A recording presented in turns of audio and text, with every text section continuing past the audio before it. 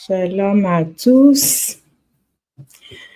Nous rendons grâce à Dieu pour ce moment de partage autour de sa parole, pour ce premier live d'études bibliques. Ce soir, notre challenge, c'est d'aborder l'Ancien Testament.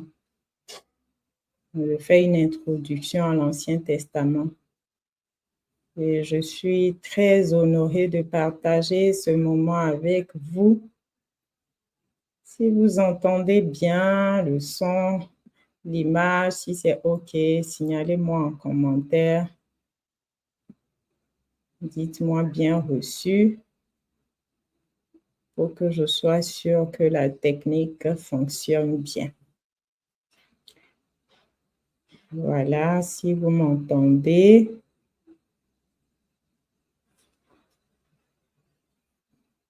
Écrivez en commentaire bien reçu.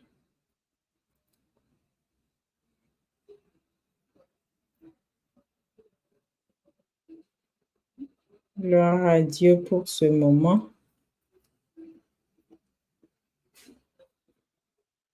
Nous croyons qu'il dispose toutes choses pour que ce soit un moment édifiant pour chacun. Merci Flora, bienvenue à ce live. Et nous prions vraiment que ce soit un moment qui édifie, qui nous affermit, qui nous fortifie. Voilà, envoyez-moi juste un petit shalom pour signaler votre présence. Ça me ferait plaisir. Merci Seigneur pour ces instants. Nous allons commencer, on a pris un peu de retard en attendant les uns et les autres. Et comme je disais, c'est un moment d'étude biblique. Et ce soir, notre challenge, c'est l'introduction à l'Ancien Testament. Par la grâce de Dieu, nous allons aborder l'introduction à l'Ancien Testament. Bienvenue à Marthe.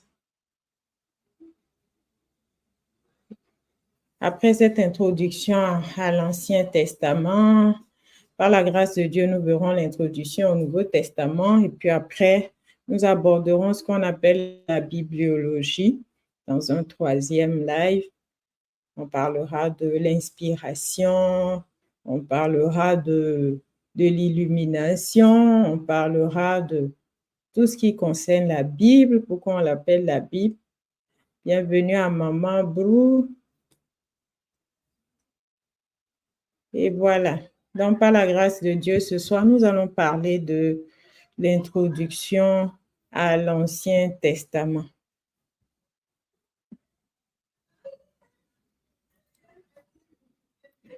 Avant d'aborder notre sujet, il est intéressant de comprendre pourquoi parler d'études bibliques.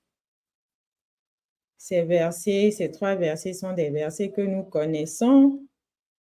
Psaume 119, verset 105, dit « Ta parole est une lampe à mes pieds et une lumière sur mon sentier. » Vous savez, David, quand il disait ce psaume, il ne pensait pas aujourd'hui à les lampes que nous avons, mais en ce temps, c'était juste un petit réservoir d'huile d'olive dans lequel baignait une mèche, un vieux tissu qu'on allumait. Je crois que c'est l'ancêtre de notre lampe, la lampe tempête qui est juste à côté. Pour ceux de notre génération, on connaît bien cette lampe. C'est un peu l'ancêtre de cette lampe. Et la parole de Dieu était cette lampe à ses pieds. De quoi éclairer sa marche au fur et à mesure, de quoi éclairer chaque pas. Ce n'était pas comme, on va dire, un néon qui va éclairer tout son sentier, mais cette lampe qui éclaire pas à pas.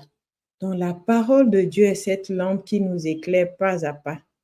Et c'est vraiment nécessaire de se laisser éclairer. Sans ça, nous marchons dans les ténèbres. 1 Pierre 1, verset 10, Pierre dit que les prophètes qui ont prophétisé touchant la grâce qui vous était réservée ont fait de ce salut l'objet de leur recherche et de leur investigation. Pierre témoigne que les prophètes ont fait du salut l'objet de leur recherche et de leur investigation. Voilà, parfois on peut se dire, c'est pas mon ministère, je n'ai pas le ministère de la prédication. Mais non, la parole de Dieu, il est important que nous puissions l'étudier, que nous puissions recevoir la nourriture qu'elle contient pour que cette parole puisse vraiment nous éclairer, que nous puissions la comprendre dans sa profondeur. Ces prophètes mettaient un point d'honneur à étudier, à rechercher, à faire des investigations. Et cela est nécessaire. Jésus lui-même disait, vous sondez les Écritures parce que vous pensez avoir en elles la vie éternelle. C'est elle qui rend témoignage de moi. Les Juifs sondaient les Écritures. Ils fouillaient, ils cherchaient à comprendre la profondeur de ces Écritures. Et c'est vraiment à travers ces 3 versets nous dire que fouiller, sonder, rechercher, faire des investigations dans cette parole, pour que cette parole nous nourrisse, pour que cette parole conduise notre marche, c'est quelque chose d'important. C'est quelque chose de nécessaire dans notre marche avec Dieu. En tant que disciples, nous ne pouvons pas nous passer de l'étude de sa parole. Et donc, ce soir, c'est l'introduction à l'Ancien Testament. On va dire, on veut survoler, on veut approcher l'Ancien Testament. Ce qui est un peu difficile dans la connaissance de la parole de Dieu en notre temps, dans notre vie de disciple, c'est qu'on nous a appris à avoir une vision spécifique de la Bible sans chercher à avoir une vision générale de ces Écritures. La vision spécifique, c'est qu'on va connaître un verset, Jean 3, verset 16, on va méditer un texte, on va écouter une prédication sur un texte. Donc, au fur et à mesure, le nouveau converti connaît des morceaux de cette parole. Il a une vision spécifique de certains passages. Encore là, c'est une vision étriquée. On n'a pas de vision générale. On ne cherche pas à faire une lecture générale de la Bible, une lecture totale, complète de la Bible. On ne cherche pas, comme aujourd'hui les drones qui existent, à survoler cette parole pour en avoir une connaissance générale et puis maintenant mieux aborder les aspects spécifiques. Dans chaque formation, on donne un point de vue général et puis on aborde plus tard les aspects spécifiques pour pouvoir mieux comprendre. Et cela est nécessaire d'avoir cette approche globale, que ce soit de l'Ancien Testament, du Nouveau Testament. Ensuite, on peut bien y situer un texte, on peut bien y situer un contexte. La Bible, on peut l'approcher de 5 manières spécifiques. Il y a la lecture, il y a la méditation, il y a l'étude, il y a la mémorisation. Et puis, le 5e point, on proclame cette parole. Mais certains aspects sont négligés. Très peu lisent la Bible en entier. Très peu proclament cette parole. Très peu étudient. Il y a une différence entre étudier et méditer. On aura le temps au moment opportun de faire cette différence. Et il est important de toucher la parole de Dieu dans ces 5 aspects pour pouvoir profiter de la nourriture qu'elle doit nous donner. Voilà. J'aimerais que ce soit un peu interactif. On peut partager dans le chat lequel de ces 5 aspects vous pratiquez le plus. Est-ce que c'est la lecture? Est-ce que c'est l'étude? Est-ce que c'est la méditation? Est-ce que c'est la proclamation de cette parole? Est-ce que c'est sa mémorisation? Lequel de ces 5 points vous appréciez, vous utilisez le plus? Voilà, on peut juste laisser un mot dans le chat. Pendant que nous partageons l'un de ces 5 aspects dans le chat, on va voir ce qui nous réunit ce soir. Dans cette introduction, nous verrons pourquoi ce nom, le nom Ancien Testament, quelle est la composition de l'Ancien Testament, est-ce que l'Ancien Testament est utile à nous en tant que disciples aujourd'hui? Shalom, shalom. Personne ne partage son approche préférée, si on peut le dire un peu, de la parole. Je suis à l'écoute, je regarde les commentaires. Quelle approche vous préférez des 5 points? Flora, notre sœur Flora, méditation, mémorisation. Très bien. Merci. Qui d'autre? Il veut nous partager son approche, on va dire préférée, l'approche la plus usitée, la lecture, la méditation, l'étude, la mémorisation, la proclamation de cette parole. Voilà, je suis attentive. OK, on continue. Donc, ce soir, on a ces 3 points abordés. Le nom, pourquoi on l'appelle Ancien Testament. On verra qu'il y a beaucoup de choses à comprendre qui sont utiles pour que nous puissions mieux cerner. Ah, bonne arrivée à notre sœur Monique Souba. Elle aime la proclamation. Ah, merci, très chère sœur. Il y en a un peu qui proclament la parole. Il y a une puissance à proclamer cette parole. La mort et la vie sont au pouvoir de la langue. Il n'y a pas de plus puissante parole que de proclamer un verset biblique dans un cas opportun.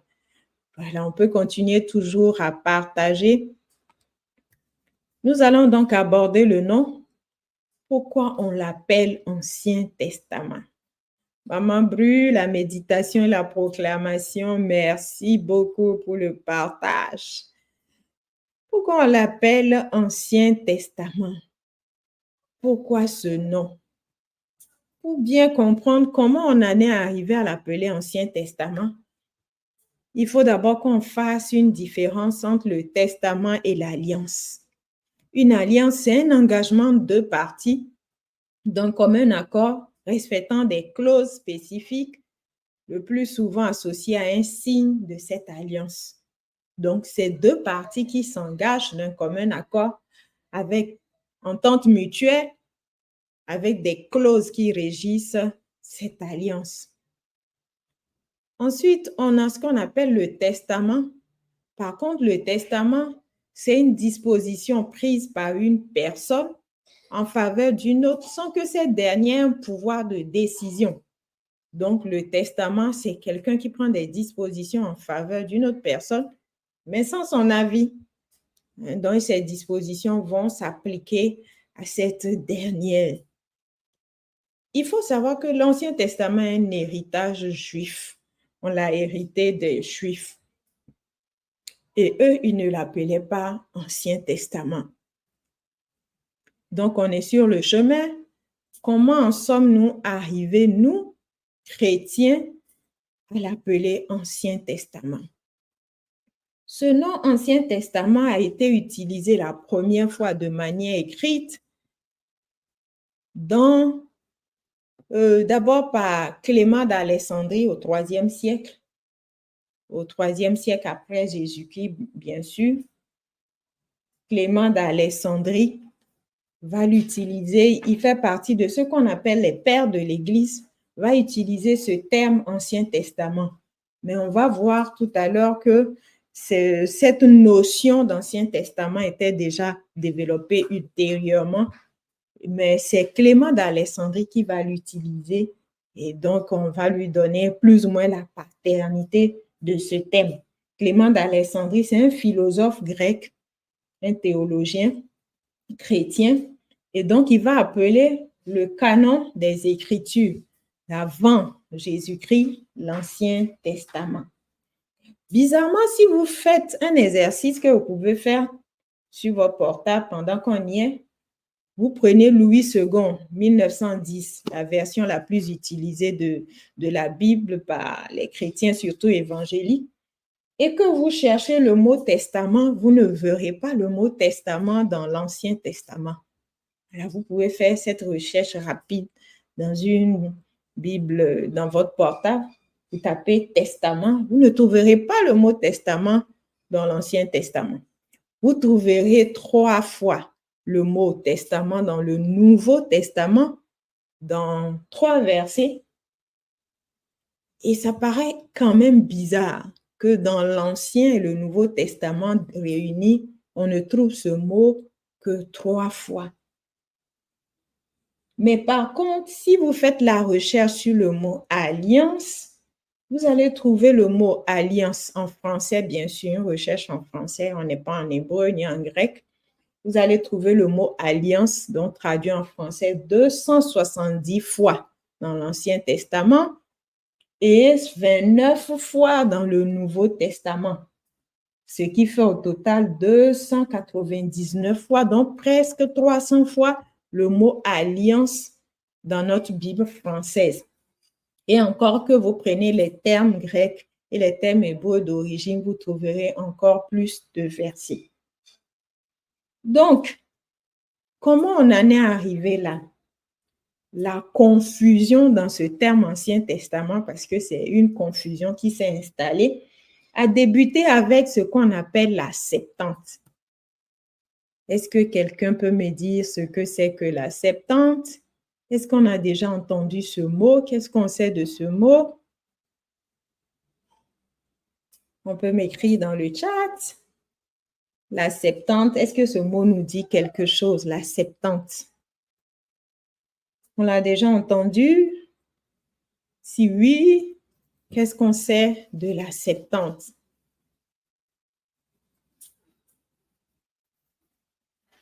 Ce soir, on dirait qu'il n'y a que des sœurs qui sont connectées. Une maman, une sœur. Une réaction, c'est quoi la Septante? Qu'est-ce qu'on sait de la Septante? Oh là, je suis laissée seule.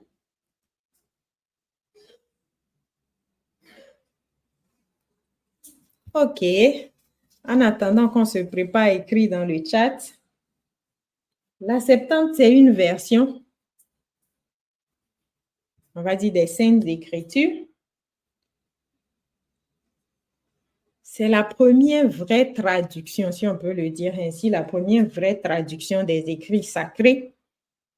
Cette traduction a débuté au IIIe siècle avant Jésus-Christ. Et cette traduction a été demandée par Ptolémée II de la dynastie des Lagides. On parle de ce monsieur, surtout quand on parle de la période intertestamentaire, la période entre l'Ancien et le Nouveau Testament, les 400 ans de silence, qu'on l'appelle. Et donc, ce roi, Ptolémée II de la dynastie des Lagides, a voulu avoir la Torah dans la version de la langue que les Juifs de la diaspora comprenaient en ce moment. Il s'agit des Juifs de la diaspora qui comprenaient le grec et qui avaient du mal à lire l'hébreu, étant donc des Juifs de la diaspora. Donc, le roi Ptolémée II voulait avoir une version de la Torah dans sa version grecque dans la bibliothèque d'Alexandrie. Alexandrie qui était cette bibliothèque qui était une bibliothèque renommée dans le monde. Il tenait à voir ce livre saint des Juifs qui était la Torah. Donc, il a fait appel à des dignitaires religieux juifs qui lui ont permis de faire cette traduction. Il y a toute une légende autour de cette traduction. On peut faire ultérieurement des recherches pour mieux comprendre cette traduction. Et donc, ce groupe de Juifs est amené à traduire la Torah de l'hébreu, qui est la langue d'origine, l'hébreu biblique, en sa version grecque. Et donc, comme on l'a vu tout à l'heure, si on prend l'alliance, le mot alliance dans la version française, on trouve le mot 270 fois dans l'Ancien Testament. Donc, le mot alliance, c'est un mot qui est vraiment usité dans la Bible. Et ils sont amenés à traduire le mot alliance de l'hébreu au grec. Mais le problème qui va se poser, c'est que le mot le plus utilisé pour parler d'alliance dans la langue hébraïque était Bérit. Il y a d'autres mots, mais c'est le mot le plus utilisé. Et donc, ils doivent traduire Bérit chaque fois qu'ils voient ce que nous, on traduit par alliance en français. Ils doivent le traduire. Seulement qu'en grec, le mot qui est utilisé pour dire alliance, c'est le mot diatheke. Donc, ils sont amenés à traduire Bérit de l'hébreu en grec diatheke. Et donc, dans cette version de la Septante, chaque fois qu'on voit Bérit, on va lire le mot diatheke. Mais seulement qu'en grec, ce mot a une double connotation. Diatheke, c'est testament, diatheke, c'est alliance. Ces deux mots se traduisent de la même manière et donc, quand on voit diatheke, on peut traduire alliance, on peut traduire testament. Et donc, on passe de la première traduction en grec qui est la Septante à une deuxième traduction qui va être mise en place plus tard, qui est la version la Vulgate. Et dans la Vulgate, en traduisant donc de diatheke du grec, maintenant en latin, qui est la version latine, donc la Vulgate, on va utiliser le mot testamentum. Et donc, arrivé en français, cette traduction, on va opter pour le mot testament. Donc, il y a eu plus ou moins, si on peut le dire, une confusion de traduction du fait des insuffisances de traduction d'une langue à une autre. Et donc, au lieu de parler d'alliance, on va parler dorénavant de testament. Et donc, qu'est-ce qui va se passer? En réalité, les chrétiens d'origine païenne, ce qu'on appelle les chrétiens venus des nations, qui ne sont pas des juifs, vont être emmenés à appeler cet héritage qu'ils ont eu des juifs, ils vont être emmenés à lui donner un nom et ils sont amenés à l'appeler la première alliance. Mais au lieu de dire première alliance, comme on a vu les différentes traductions, on est amené à appeler ça premier testament.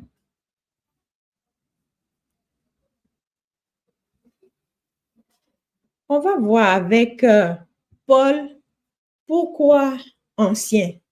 J'ai dit tout à l'heure qu'ils sont amenés à l'appeler première alliance, premier testament. Mais pourquoi on va l'appeler ancien testament? On a compris plus ou moins comment... merci Maman Bru. Maman Bru m'a répondu sur la Septante, traduction grecque en nombre de 70. Voilà, parce que Septante, c'est 70. Pourquoi 70? Ben, je vous laisse chercher. À notre prochaine rencontre, on partage. Voilà pourquoi on l'a appelé Septante, cette traduction grecque.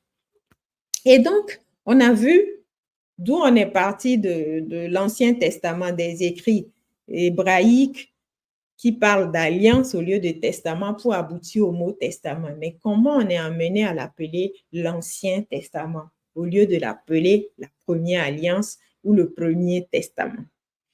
Un passage de Paul, Galates chapitre 4, versets 21 à 29, c'est une allégorie qui est intéressante.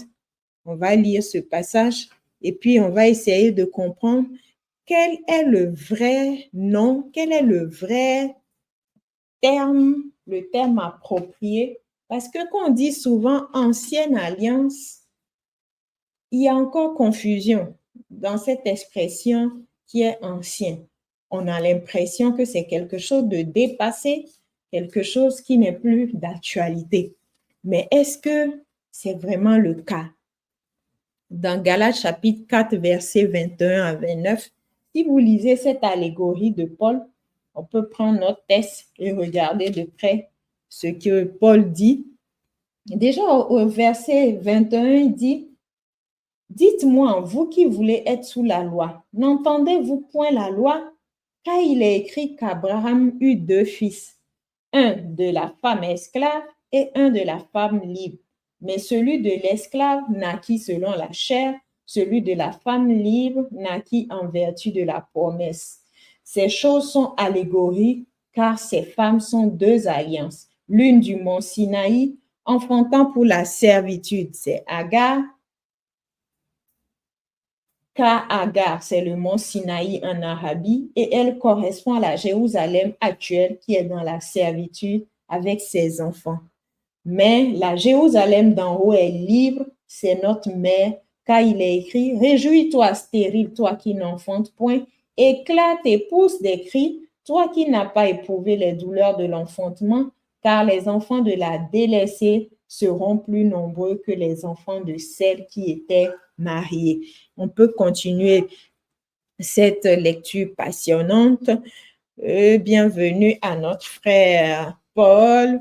Paul qui nous suit depuis Dakar. Je suis heureuse de te savoir en ligne. Donc, on parlait de cette allégorie de Paul. Paul qui dit qu'il y a deux alliances.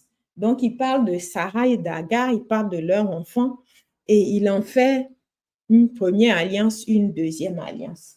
Donc, quand vous voyez dans tout ce qu'il décrit, vous voyez sur ce tableau, il parle de la première alliance, qui est une alliance du mont Sinaï, donc qu'il appelle à Jérusalem d'en bas. Ce tableau récapitule un peu les caractéristiques qu'il y a en ce que Paul a appelé la première alliance et ce que Paul a appelé la deuxième alliance. Donc, Agar conçoit pour donc de la première alliance, elle conçoit un enfant selon la chair, selon ce que Paul dit, puisque ce n'est pas l'enfant de la promesse, alors que Sarah va concevoir un enfant qui est l'enfant de la promesse. Donc, il dit, ces deux alliances sont, ces deux enfants, ces deux descendants sont deux alliances.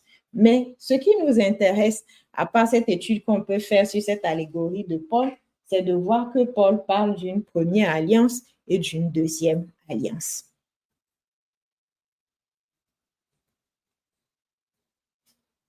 Donc, on peut voir d'autres passages qui viennent s'ajouter à ce texte de Paul. C'est dans le livre d'Hébreux.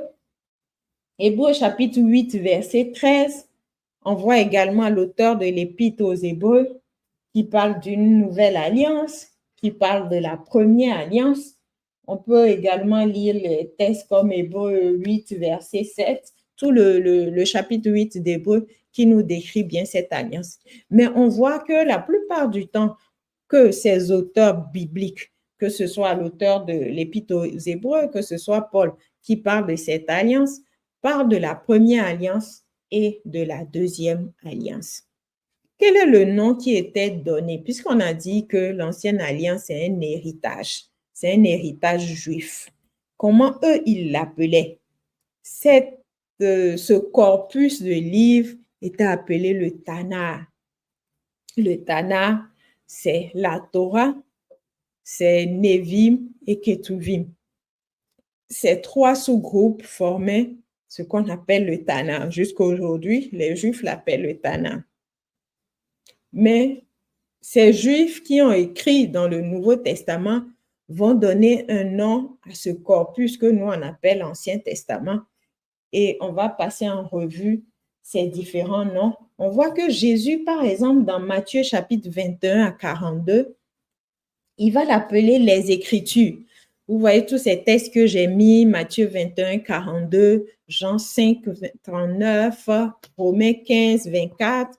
Donc, que ce soit Paul, que ce soit les disciples sur la route d'Emmaüs, que ce soit Luc, que ce soit Jésus, que ce soit Pierre, ils avaient pour habitude de nommer ce corpus les Écritures. On va lire juste Matthieu 21, 42. C'est intéressant parce que parfois, quand on ne le sait pas, on fait une interprétation de ces versets comme si les Écritures, ça veut dire la Bible. À Matthieu 21, verset 42, c'est Jésus qui parle. Il dit, Jésus leur dit, n'avez-vous jamais lu dans les Écritures, la pierre qu'ont rejetée ceux qui bâtissent est devenue la principale de l'angle. C'est du Seigneur que cela est venu. Quand Jésus disait, n'avez-vous jamais lu dans les Écritures, les Écritures ici, c'est bien écrit avec E majuscule, on parle de ce que nous, on appelle l'Ancien Testament, c'est-à-dire ce corpus de livres sacrés qui existait avant Jésus-Christ. On trouve d'autres appellations aussi. On dit les Saintes Écritures dans Romains 1, chapitre 1, verset 2. On parle des Saintes Écritures. Dans Matthieu 22, verset 40, Matthieu 22, verset 40, un autre nom, c'est la loi et les prophètes. De ces deux commandements, je lis ce passage, dépendent toute la loi et les prophètes.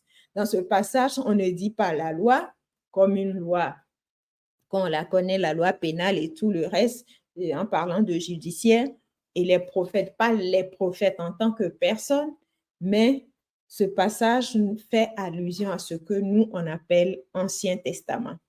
Et puis, dernière appellation qu'on trouve dans le Nouveau Testament ou la Nouvelle Alliance, une autre manière d'appeler l'Ancien Testament, c'est la loi de Moïse, les prophètes et les psaumes.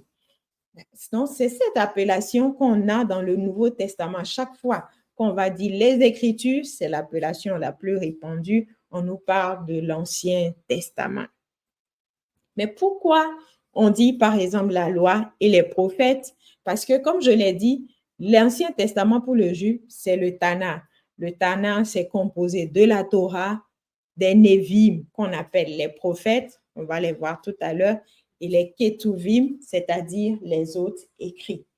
Et le juif a l'habitude d'utiliser ce corpus chaque semaine. Chaque semaine dans les synagogues, depuis le temps de ce qu'on appelle le Second Temple jusqu'à aujourd'hui, on va lire la Torah, dans la première partie de l'Ancien Testament. La Torah est divisée en ce qu'on appelle des parashot, 54 parashot.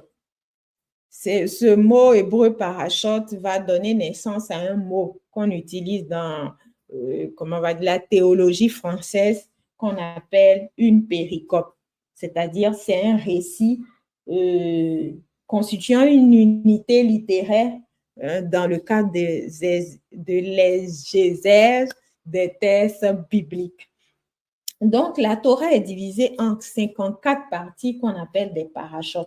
Et chaque fois, dans la synagogue, chaque Shabbat, on va lire on dit une paracha.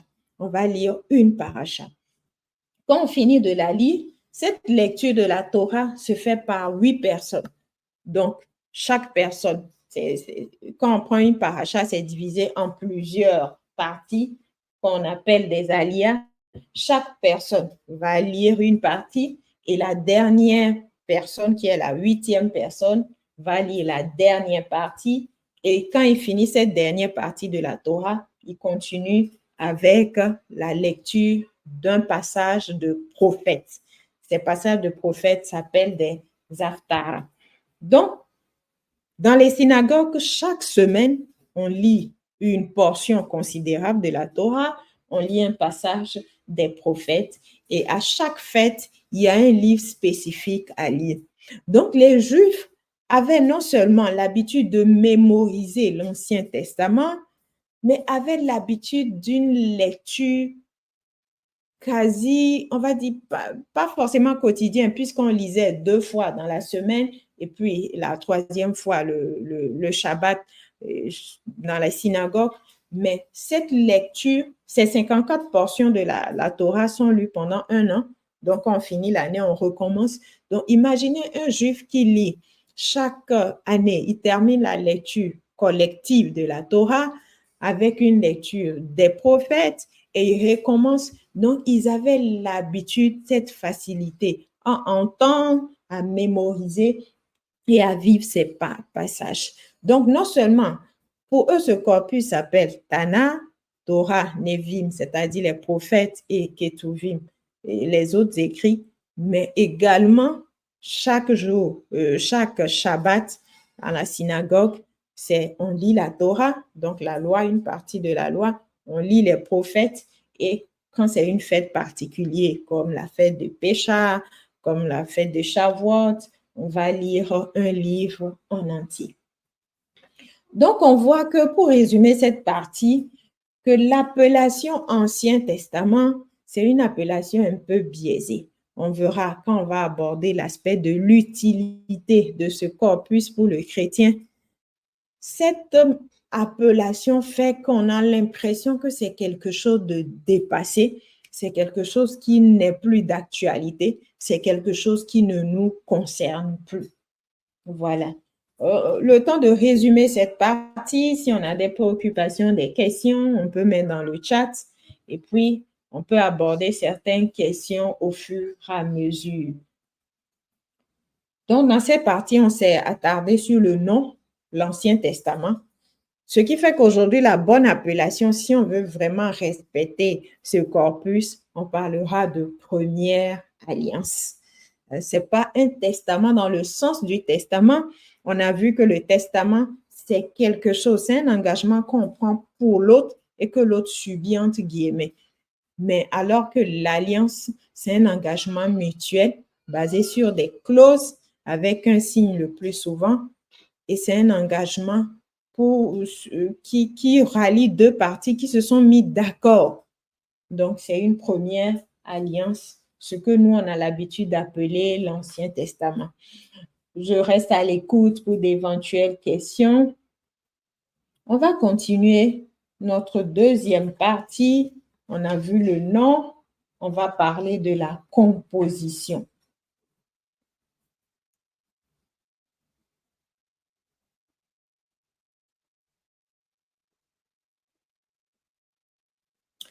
Donc, on a parlé un peu de la synagogue, de la lecture de la Torah. Sa composition, le Tana est composé de 3 parties, tandis que l'Ancien Testament chrétien, on va dire, oui, le corpus que nous, on appelle l'Ancien Testament est composé de 4 parties. Mais ce sont les mêmes livres. C'est le même contenu. C'est le même contenu, l'Ancien Testament, ce corpus hébraïque qui est utilisé jusqu'à aujourd'hui est le même contenu que ce que nous, on a comme Ancien Testament chez les évangéliques. Pour ceux qui le savent, il y a des livres qui sont appelés des apocryphes. Il y a d'autres communautés religieuses chrétiennes qui n'ont pas 66 livres dans leur Bible, qui ont plus que 66 livres.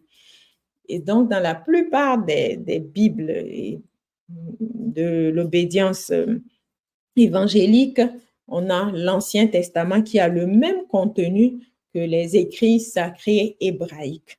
Donc, le Tana a le même contenu que notre Ancien Testament qu'on utilise en tant qu'évangélique. Ben, eux, ils l'ont divisé en 3 groupes. Nous, on a une subdivision en 4 groupes. Et eux, ils n'ont pas le même nombre de livres. C'est les mêmes livres, mais on n'a pas le même nombre. Le Tana, donc, on va dire le corpus hébraïque, et ils ont 24 livres. Et nous, quand on ouvre notre Ancien Testament, on a 39 livres. Pourquoi? Parce que les livres tels que 1 et 2 rois forment 2 entités pour nous, les évangéliques, dans notre Ancien Testament. Par contre, dans le Tanakh, c'est un seul livre, parce qu'à l'origine, 1 et 2 rois formaient un seul livre, c'est un seul rouleau, ce n'est pas 2 rouleaux. C'est justement dans cette traduction de la Septante qu'on a commencé à diviser ces écrits. 1 Samuel, 2 Samuel, pour nous, c'est 2 livres. Pour l'hébreu, c'est un seul livre. De la même manière, 1 Chronique, 2 Chroniques. On prend les 12 petits prophètes, c'est un seul livre. Chez les Juifs, ce n'est pas 12 livres comme chez nous. On prend quel autre livre? On prend Esdras et Néhémie. Esdras et Néhémie, c'est un seul livre parce que c'est un seul rouleau. C'est un seul livre que l'auteur a écrit. C'est dans notre Ancien Testament que c'est divisé. Donc, on a les mêmes contenus, on n'a pas la même organisation. Donc, du coup, quand on regroupe ces livres, les 12 prophètes, 1 et 2 rois, 1 et 2 Samuel, 1 et 2 Chroniques, Esdras, Néhémie, on se retrouve avec 24 livres, mais c'est le même contenu que notre Ancien Testament. Déjà, c'est une bonne nouvelle. On se demande pourquoi un héritage qu'on a eu des Juifs, d'autres l'ont en 39, donc le même contenu, et d'autres en ont plus. On aura le temps quand on va aborder le canon biblique, ce qu'on appelle le canon biblique, la mesure qu'on a utilisée pour dire que ce livre est un livre inspiré de Dieu. Quand on va aborder le canon biblique, on verra pourquoi d'autres ont plus que 39 livres dans leur Ancien Testament. Donc, la composition de cet Ancien Testament, le premier groupe, c'est la Torah dont on a parlé tout à l'heure, les 5 livres de Moïse, ce qu'on appelle la loi de Moïse, et l'Ancien Testament chrétien est aussi composé dans sa première partie de ces 5 mêmes livres, le Pentateuque. Donc, quand vous voyez la Torah, eux, ils vont appeler Genèse Bereshit. On aura le temps quand on va aborder plus tard ces livres dans leurs détails, parce qu'on n'a pas les mêmes appellations. Ça a toujours été appelé Bereshit. Tous ces noms, Bereshit, Shemot, Vaikra, Bemida, Devarim, ce sont les premiers mots par lesquels commencent ces livres. Ce sont ces premiers mots. Le livre porte le nom du premier mot.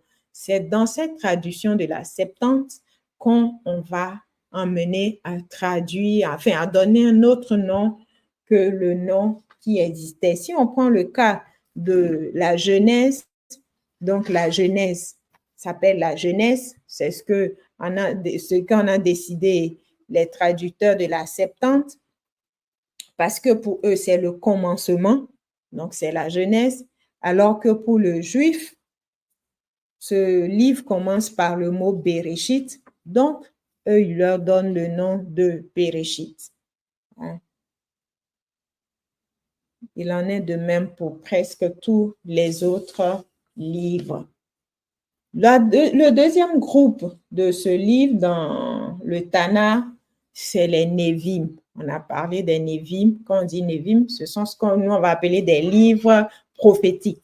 Ce n'est pas le même contenu, mais pour eux, c'est les prophètes, c'est la loi, les prophètes et les autres écrits.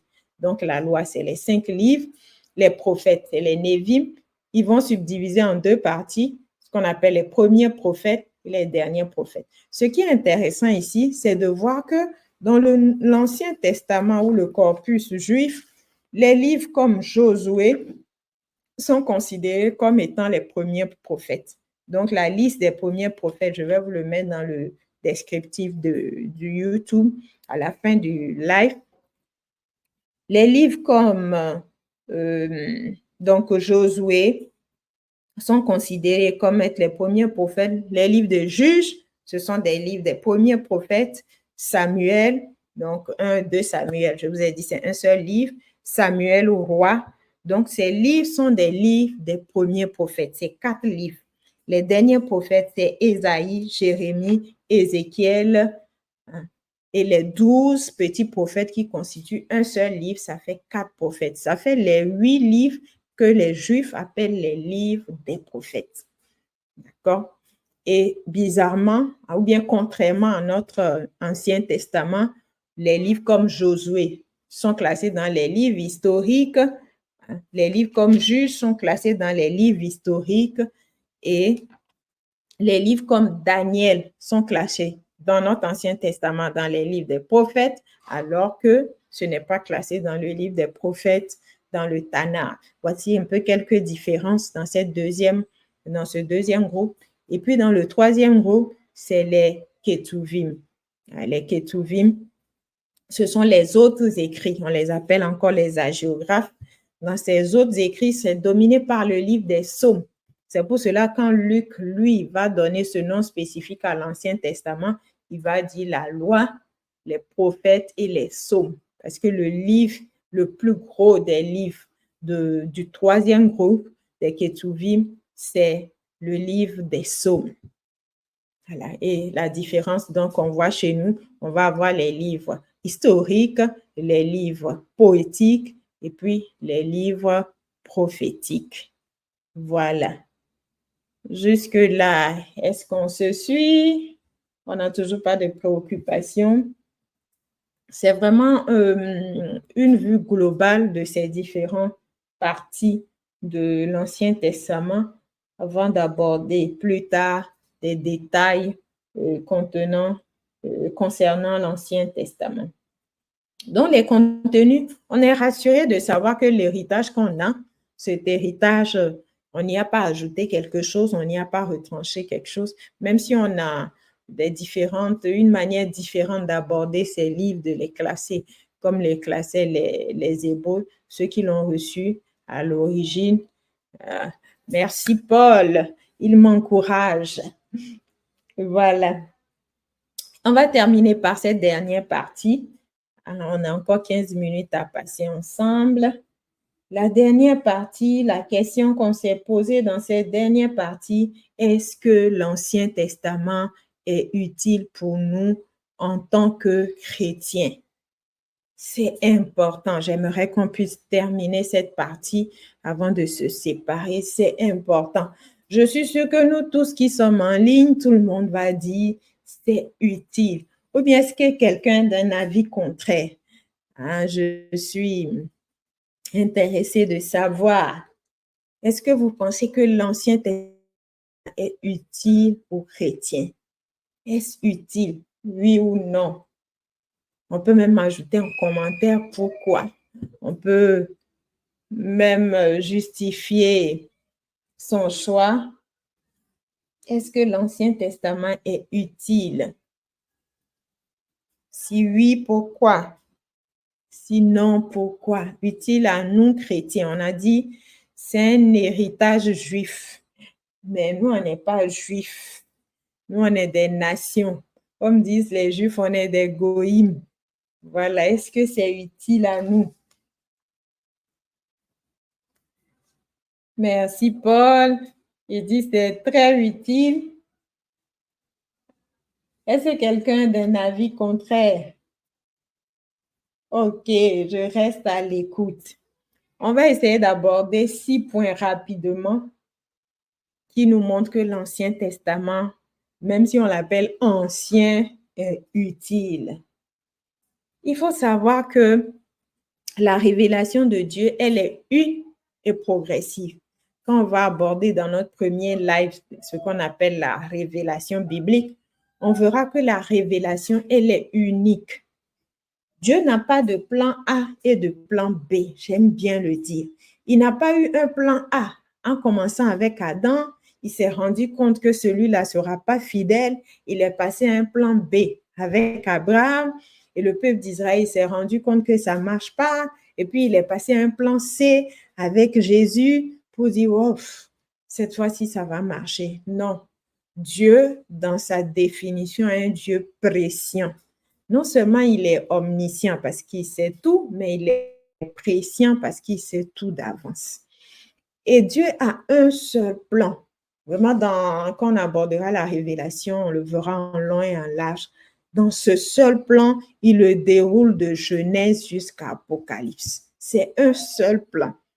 Donc, c'est une révélation progressive qui va de la Genèse jusqu'à l'Apocalypse. Christ est présent d'un bout à l'autre de ce que nous, on appelle notre Bible, notre corpus de livres saints. Il est présent de la Genèse jusqu'à l'Apocalypse. On aura le temps de l'aborder. Dans l'Ancien Testament, c'est ce qu'on appelle les Christophanies.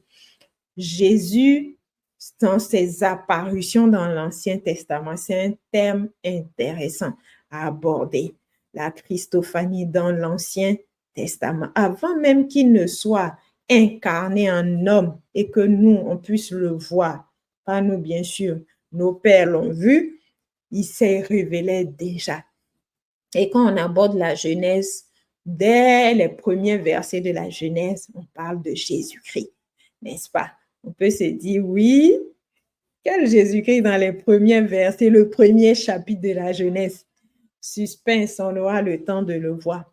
Mais Jésus existe d'un bout à l'autre de l'Ancien Testament et même du Nouveau Testament. Apocalypse 19, verset 10, Un texte intéressant pour notre premier argumentaire, Apocalypse 19, verset 10.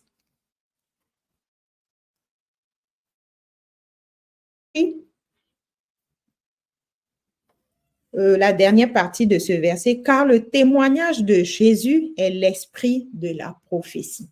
Le témoignage de Jésus est l'esprit de la prophétie. La révélation de Jésus était préparée d'avance. Toute la prophétie avait un seul but. Il y avait un seul esprit qui guidait la prophétie. La prophétie de l'Ancien Testament. Comme je vous dis, les Juifs considèrent que dès Josué, on parle de livre prophétique. Tout ce qui a été dit, tout ce qui a été vécu par ces hommes, on dit Jésus-Christ était l'esprit de la prophétie. La seule chose sur laquelle était centré le prophétique dans l'Ancien Testament, c'était Jésus-Christ.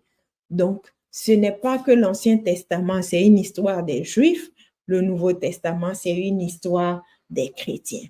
Jésus lui-même, qui nous concerne, est présent d'un bout à l'autre.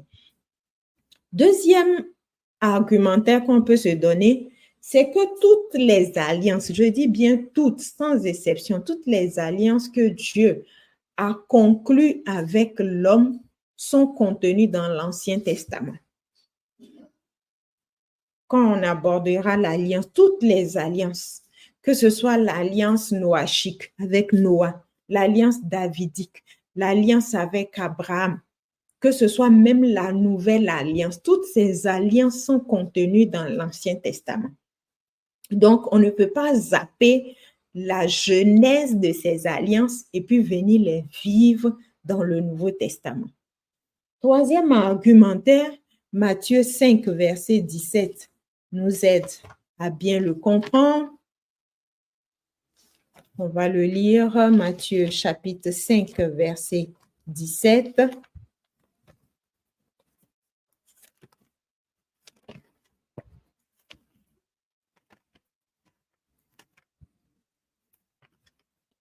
Matthieu 5, verset 17, il est dit, « Ne croyez pas que je sois venu pour abolir la loi et les prophètes.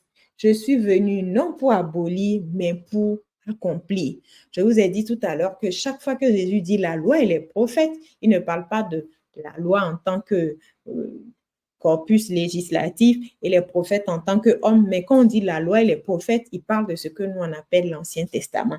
Il dit, ne croyez pas que je sois venu pour abolir la loi et les prophètes, donc pour abolir l'Ancien Testament, la première alliance. Je suis venu non pour abolir, mais pour accomplir. Et quand on regarde de près, ce mot accompli qui est utilisé ici dans le texte grec, c'est un mot qui veut dire donner la pleine mesure, c'est-à-dire Jésus est venu pour donner la pleine mesure de l'Ancien Testament à ce groupe, à ce corps qui est l'Église.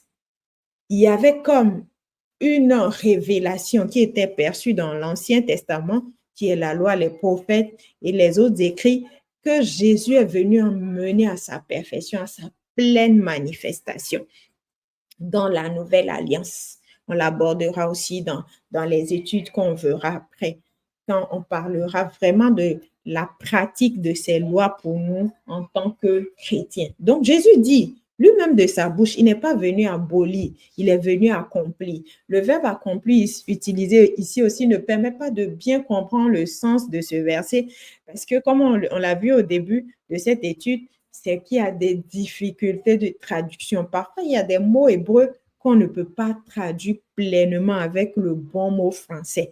On a l'impression que Jésus parle juste d'accomplir les prophéties de l'Ancien Testament. Ce n'est pas juste accomplir les prophéties de l'Ancien Testament. C'est surtout que Jésus dit, il est venu l'emmener à sa pleine réalisation, lui donner la pleine mesure, l'amener à son accomplissement. C'est comme lui donner une mesure, un contexte pour le rendre parfait. Voilà, donc on ne peut pas chanter l'Ancien Testament. Nos trois derniers éléments d'argumentation. Est-ce que l'Ancien Testament est utile aux chrétiens? Quatrième élément, Jésus a dit une phrase, je ne sais pas si les chrétiens l'apprécient ou pas. C'est un verset que j'ai entendu très peu de personnes utiliser et je crois que ce n'est pas vraiment du goût des chrétiens que nous sommes, c'est-à-dire fait partie de l'Église qui vient des nations. Jésus dit à la femme samaritaine au puits de Sichar, dit le salut vient des Juifs. Jean chapitre 4, verset 22. On peut lire toute cette conversation de Jésus avec la femme samaritaine. Vous comprenez pourquoi, vous comprendrez pourquoi il le dit. La Samaritaine, il y a une différence entre les Samaritains et les Juifs, même s'ils sont tous les deux en Israël. Et quand cette femme a commencé à parler du fait qu'eux, ils adorent sur cette montagne qui était devant elle et que les Juifs, eux, ils disent c'est en Jérusalem, Jésus dit, le salut vient des Juifs. Les Juifs ont été comme porteurs d'un message qui est cette ancienne alliance qu'on devait transmettre pour la mener à sa perfection dans la nouvelle alliance qui nous concerne. Donc, utiliser le corpus du Nouveau Testament, ce que nous on appelle le Nouveau Testament, sans connaître, sans s'intéresser, sans approfondir l'Ancien Testament, c'est comme apprendre l'alphabet français en commençant en son milieu. C'est comme on t'apprend l'alphabet, je ne sais pas, en commençant par la lettre K. Tu n'as pas appris A, tu n'as pas appris B, tu n'as pas appris toutes ces lettres, tu n'as appris que K jusqu'à Z. Tu auras du mal à lire. Parce que tous les lettres de l'alphabet, toutes ces lettres sont utiles pour pouvoir lire et comprendre un texte. C'est la même chose. Cet Ancien Testament, ce que nous on appelle cet Ancien Testament, cette première alliance est utile aux chrétiens. Voilà, pour que notre révélation de Jésus-Christ et même de Dieu le Père soit complète, une révélation complète. Avant-dernier argumentaire, est-ce que c'est utile? 2 Timothée 3, verset 16, Paul dit, toute l'écriture est utile. Et quand Paul dit l'écriture, il parle de l'Ancien Testament. Il dit que tout, c'est pas une partie, on prend une partie et on laisse une partie. C'est tout ce corpus de l'Ancien Testament, tous ces livres, 24 pour les Juifs, 39 pour nous, est utile.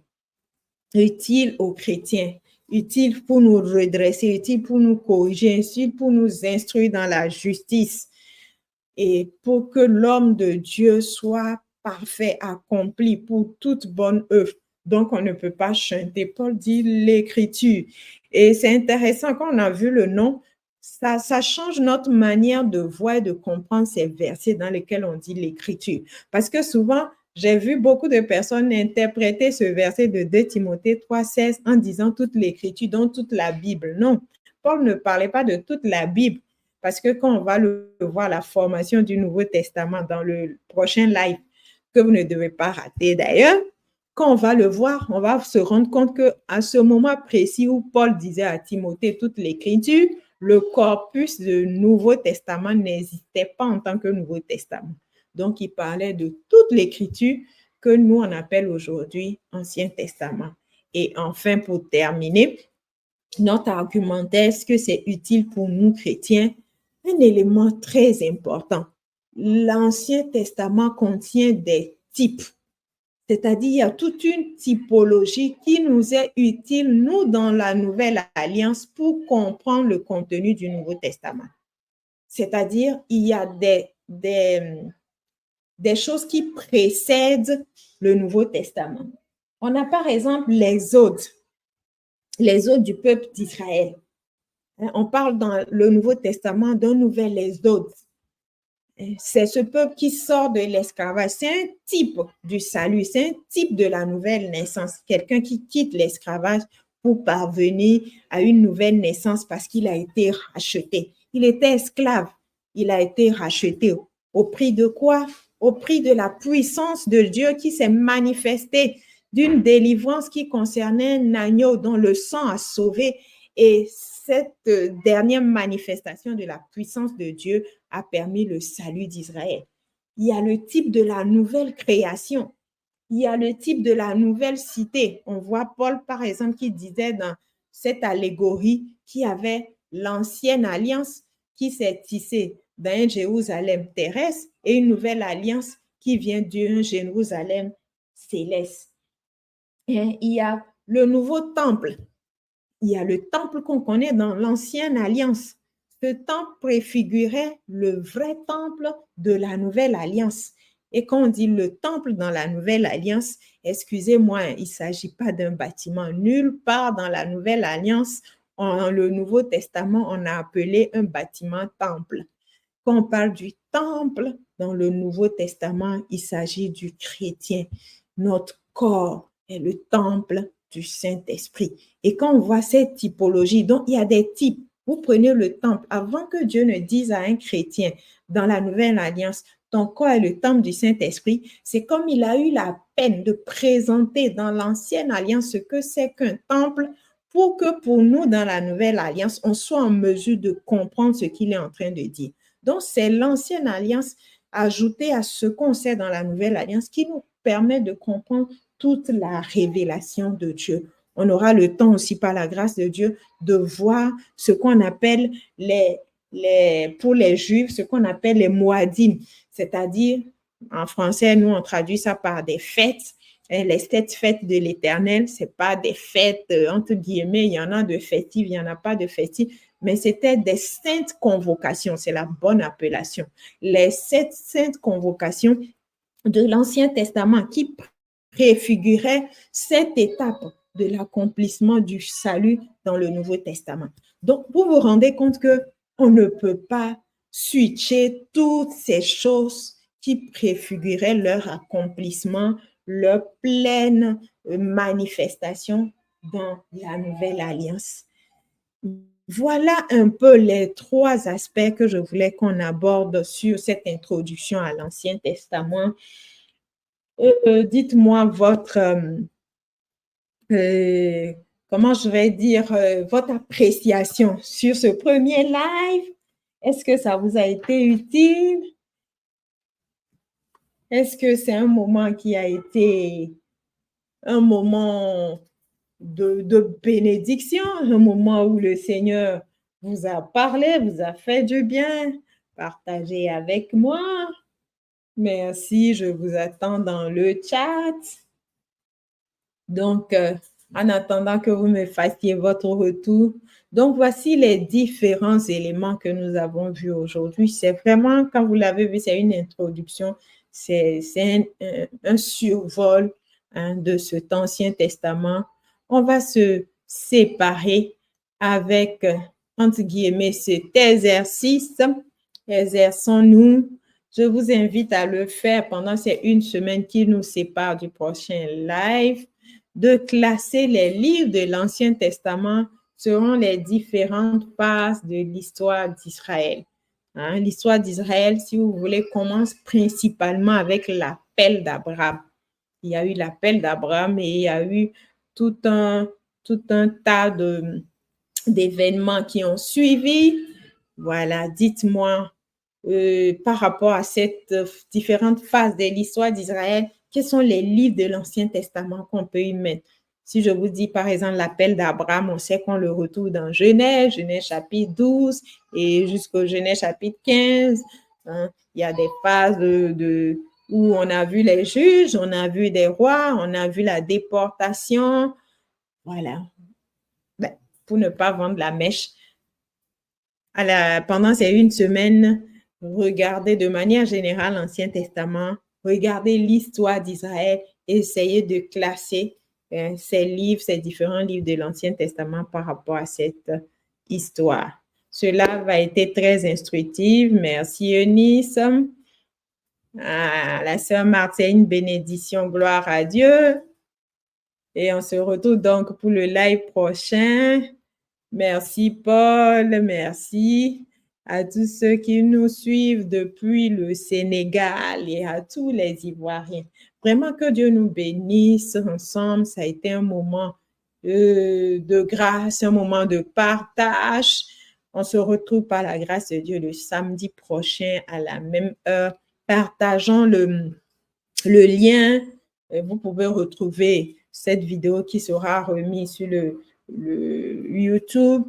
Partageons le lien, parlons-en autour de nous. C'est une vision pour qu'ensemble, nous puissions nous plonger nos regards dans cette parole dont nous avons besoin pour notre instruction. Que Dieu nous bénisse. Bonne soirée à tous. Bisous et à nous revoir.